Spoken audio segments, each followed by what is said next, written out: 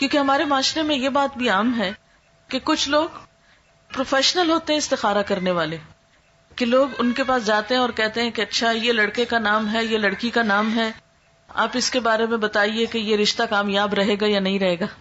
اب آپ دیکھیے کہ ایک تیسرے شخص کو کہاں سے پتا چل گیا، اس کے پاس کون سا سورس ہے یہ جاننے کا کہ اس نے کل کے فیوچر میں جھانک کے دیکھ لیا آج یہ رشتہ کامیاب ہوگا یا نہیں ہوگا.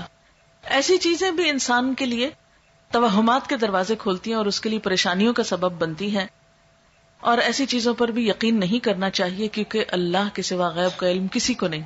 اچھا، پھر بعض لوگ یہ کہتے ہیں کہ کسی اور کو کہتے ہیں کہ تم میرے لیے استخارہ کر کے دو. اب آپ دیکھیے استخارے کی دعا میں لکھا ہے یا اللہ اگر یہ بات میرے لیے اچھی ہے تو کر دے. اب اگر کوئی آپ کے لیے استخارہ کر رہا ہے تو وہ کیا پڑھے گا کہ میرے لیے اچھی ہے تو کر دے، یا زیادہ زیادہ یہ کہے گا یا اللہ اس کے لیے اگر اچھی ہے تو کر دے. اچھا، بعض لوگ استخارے کے ساتھ خواب کو لازم کر دیتے ہیں. وہ کہتے ہیں استخارہ اور خواب لازم و ملزوم چیز ہے. اکثر لوگوں کو کہا جاتا ہے استخارہ کر لیں تو پھر وہ کہتے ہیں اتنے دن استخارہ کیا ہمیں تو کوئی خواب نہیں آیا ابھی تک. ہمیں بہت سے لوگ اس پہ پریشان ہوتے رہتے ہیں، ہمیں نہیں سمجھ آتی، کوئی خواب نہیں آیا ابھی تک ہمیں. یاد رکھیے کہ قرآن اور سنت کی روشنی میں استخارے کے لیے خواب کا آنا کوئی ضروری نہیں ہے. وہ سمپلی کیا ہے، ایک دعا ہے، یا اللہ اگر یہ کام اچھا ہے تو مبارک ہو جائے، آسان ہو، نہیں اچھا تو اس کو ہٹا دے، دور کر دے مجھ سے. اگر آپ کی دعا قبول ہو گئی تو اس کام میں اگر بہتری ہوئی تو ہو جائے گا، اور اگر ہو گیا تو وہ مبارک ثابت ہو گیا، اور اگر بہتری نہیں تو وہ بات بن ہی نہیں پائے گی. تو استخارہ نہ تو نکالا جاتا ہے اور نہ ہی نکلوایا جاتا ہے، استخارہ تو کیا جاتا ہے. اور استخارے کا مطلب کیا ہوتا ہے؟ خیر کی دعا مانگنا. ہمارے ہاں اس کا کانسیپٹ کیا ہے کہ ہم یہ سمجھتے ہیں کہ شاید استخارہ غیب کا علم جاننے کا نام ہے.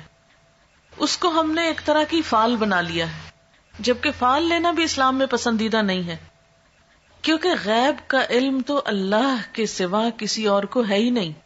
کل کیا ہونے والا ہے یہ کسی کو نہیں پتا.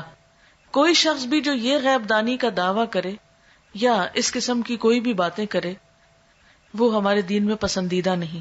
اسی لیے ہمیں کسی نجومی کے پاس جانے سے منع کیا ہے، ہاتھ دکھانے سے منع کیا ہے، چھپی باتیں معلوم کرانے سے اور ذائچے بنوانے سے منع کیا گیا ہے، کیونکہ یہ ساری چیزیں انسان کے لیے نقصان دہ ہوتی. انسان توہمات کا شکار ہو جاتا ہے، انسان کوئی ڈیسیژن نہیں لے پاتا. اسی لیے ہمارے دین میں ایسی کوئی چیز نہیں کہ کالی بلی آگے نظر آ گئی راستے میں تو یہ منحوس ہے، یا کوا بول پڑا تو کوئی آ جائے گا، یا جوتی الٹ گئی تو کچھ ہو جائے گا. یہ چھوٹی چھوٹی چیزیں جو ہمارے معاشرے میں ہر کلچر میں کچھ نہ کچھ ایسی باتیں عام ہوتی ہیں کہ صبح سویرے اگر فلاں شخص سے ملاقات ہو گئی تو یہ میرے لیے اچھا نہیں. ہمارے دین میں کیا ہے کہ ہر خیر اور شر کا مالک اللہ ہے. کوئی کسی کو نقصان نہیں دے سکتا جب تک اللہ نہ چاہے، کوئی کسی کو فائدہ نہیں پہنچا سکتا جب تک کہ اللہ نہ چاہے. اس لیے ایک مومن جو ہوتا ہے وہ لوکانیات پہ، یعنی کاش یہ ہوتا، کاش وہ ہوتا، وہ اس پر اعتماد نہیں کرتا، اور نہ اس کی زندگی میں کاش ہوتا ہے. اور بہت زیادہ کاش کہنے سے بھی منع کیا گیا ہے کیونکہ یہ شیطان کا دروازہ کھول دیتا ہے. یعنی شیطان کو انسان کے دل میں وسوسے ڈالنے کا موقع مل جاتا ہے، انسان کے دلوں میں حسرتیں پیدا کرتا ہے. اب بعض اوقات ایسا ہوتا ہے نا کہ کوئی عزیز رشتہ دار گھر سے نکلتا ہے، اچانک کوئی ایکسیڈنٹ ہو جاتا ہے تو عموماً لوگ کہتے ہیں کاش آج وہ جاتا ہی نہ، کاش وہ آج ایسا نہ کرتا تو ایسا نہ ہوتا. تو بات یہ ہے کہ کاش کی وجہ سے کوئی چیز ٹلتی نہیں. تقدیر کے اوپر ایمان ضروری ہے، اور تقدیر پر ایمان لانے والا مطمئن ہو جاتا ہے، پرسکون ہو جاتا ہے، خوش رہتا ہے. کیونکہ اگر ہم تقدیر پر ایمان نہیں بھی رکھتے تو بھی آپ دیکھیں کہ اللہ کے فیصلوں کو ہم ٹال نہیں سکتے، ہم اس میں تبدیلی نہیں کر سکتے. اس لیے استخارہ غیب جاننے کا ذریعہ نہیں ہوتا. اس کا مسنون طریقہ کیا ہے؟ استخارہ کس طرح کرنا چاہیے؟ استخارہ زندگی میں جب بھی انسان کو کوئی اہم کام پیش آئے، کوئی اہم معاملہ سامنے آئے، تو اس موقع پر انسان کو 2 نفل پڑھ کر دعا مانگنی چاہیے. 2 نفل اس بات کے، اور وہ مسنون دعا کیا ہے؟ وہ مسنون دعا ہے اللہم انی استخیرک بعلمک واستقدرک بقدرتک واسألک من فضلک العظیم فانک تقدر ولا اقدر وتعلم ولا اعلم وأنت علام الغیوب اللہم ان کنت تعلم ان هذا الامر خیر لی فی دینی ومعیشتی وعاقبت امری فاقدرہ لی ویسرہ لی ثم بارک لی فیہ وان کنت تعلم ان هذا الامر شر لی فی دینی ومعیشتی وعاقبت امری فاصرفہ عنی واصرفنی عنہ وقدر لی الخیر حیث کان ثم ارضنی بہ. یہ ہے مسنون دعا. اس کے بارے میں حدیث پاک میں آتا ہے، حضرت جابر رضی اللہ تعالی عنہ کا بیان ہے کہ نبی صلی اللہ علیہ وسلم جس طرح ہمیں قرآن پڑھایا کرتے تھے اسی طرح ہر کام میں استخارہ کرنے کی بھی تعلیم دیتے تھے. فرماتے جب تم میں سے کوئی کسی اہم معاملے میں فکر مند ہو تو 2 رکعت نفل پڑھے اور پھر یہ دعا پڑھے. یعنی آپ صلی اللہ علیہ وسلم جیسے قرآن پاک کی کوئی سورت سکھاتے تھے ایسے ہی یہ دعا سکھاتے تھے اپنے صحابہ کو. اور ساتھ ہی کیا تعلیم دیتے کہ جب بھی کوئی اہم کام ہو، اہم معاملہ ہو تو کیا کرو؟ نفل پڑھ کر یہ دعا پڑھو.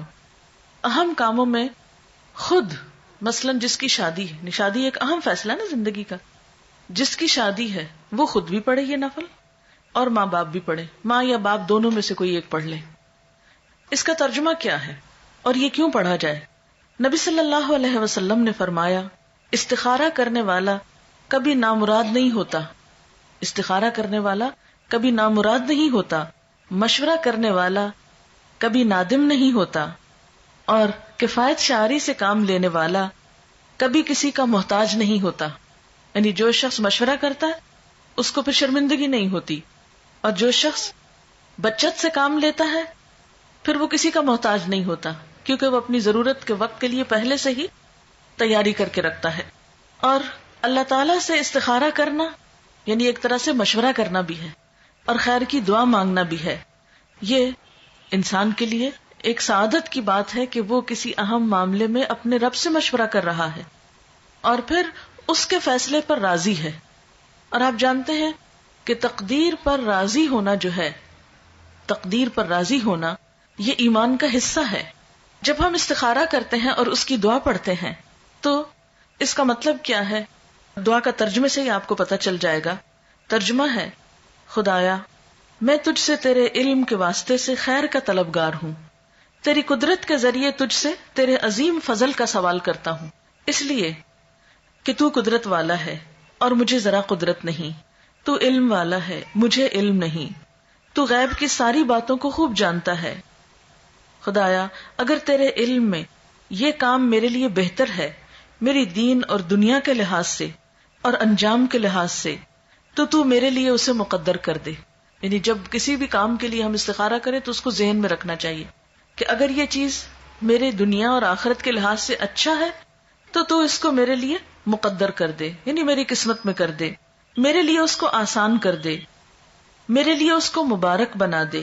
اور اگر تیرے علم میں یہ کام میرے لیے برا ہے میرے دین اور دنیا کے لحاظ سے اور انجام کے لحاظ سے تو اس کام کو مجھ سے دور رکھ اور مجھے اس سے بچا کے رکھ اور میرے لیے خیر اور بھلائی مقدر کر دے جہاں کہیں بھی ہو، پھر مجھے اس پہ راضی بھی کر دے. کتنی خوبصورت دعا ہے. یہ ہے دراصل استخارہ کہ اللہ اگر تو یہ چیز میرے حق میں اچھی ہے تو اس کو آسان کر کے مبارک کر دے، اور اگر اچھی نہیں تو اسے ہٹا دے مجھ سے اور مجھے اس سے ہٹا دے. اب آپ سوچئے کہ اس استخارے کی دعا کا نتیجہ کیا ہونا چاہیے؟ یہی نا کہ یا تو کام ہو جائے یا پھر نہ ہو. اگر ہو جائے تو پہلے سے ہی ہم نے دعا مانگ لی کہ اللہ اب یہ ہمارے لیے بہت اچھا ثابت ہو، اور اگر نہیں ہوتا تو بھی ہمیں اس پہ راضی ہو جانا چاہیے، تسلی ہونی چاہیے کہ اللہ کو منظور نہیں اور اس میں ضرور ہمارے لیے کوئی بہتری ہے کہ اس کام کے ہونے کا سبب نہیں بنا. اور اس طرح انسان جو بھی فیصلہ کرتا ہے اس پر نادم نہیں ہوتا، پشیمان نہیں ہوتا، بعد میں پچھتاتا نہیں. اگر کام کرنے کے بعد انسان سمجھتا ہے کہ بہت اچھا رہا، سب ٹھیک ہو گیا اور اچھا رہا، تو بھی کیا سمجھتا ہے کہ یہ میرے رب نے مجھے عطا کیا ہے، اس کو کوئی تکبر نہیں آتا اس پر. اور اگر کام ہو جاتا ہے اور بعد میں دیکھتا ہے کہ اس کا نتیجہ اچھا نہیں نکلا تو بھی اس میں ندامت نہیں ہوتی کہ میں نے تو اللہ سے دعا کی تھی، اگر پھر بھی ٹھیک نہیں ہوا تو اس میں بھی ضرور میرے لیے کوئی سبق ہوگا.